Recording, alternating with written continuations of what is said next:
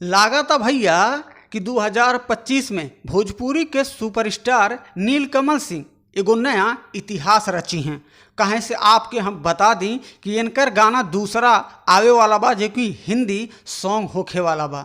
तो 10 दिन पहले 10 दिन पहले इनके एक गाना आयल हो, आग लगा दी आग लगा दी। जी हाँ, होली स्पेशल सॉन्ग रहल और गाना में भैया बॉलीवुड के बड़े बड़े सितारा भी रहल हैं।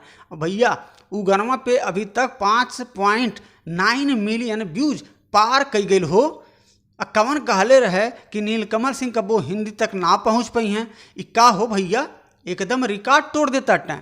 भैया हो जा तैयार, अरे फिर से एगो नया ब्लास्ट सॉन्ग लेके आ रहल बाटे हो बाबू, जौन की नीलकमल सिंह लेके आवत टाइम। जी हाँ, तो भैया कुछ घंटे पहले लॉन्च भइले इनके गाना के पोस्टर है हमारे स्क्रीनिया पे रउआ लोगन देख ली ही पोस्टरवा।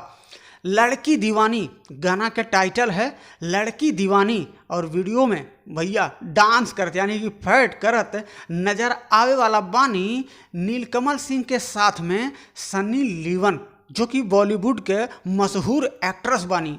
तो भैया अब आप सोच ली कि नीलकमल सिंह लेके आवत अटा हिंदी सॉन्ग तो ब्लास्ट तो होके रही।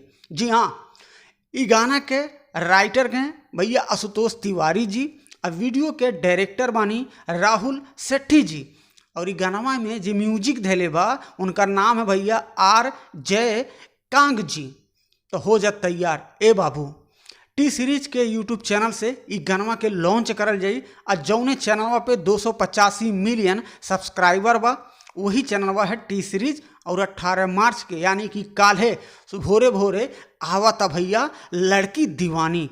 तो बनल रहा ए बाबू, ऐसे ही आप सबके है छोट भाई हर दिन कोशिश करत रही कि आप सब तक नया नया गाना के अपडेट न्यूज पहुंचावत रहे।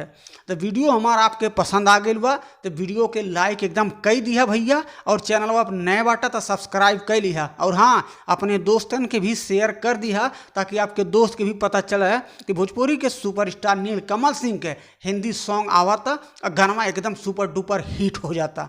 तो ऐसे ही बनल रहा आप सबके छोट भाई फिर से जल्दी कोशिश करी एगो और नया अपडेट आप सब तक पहुँचावे की।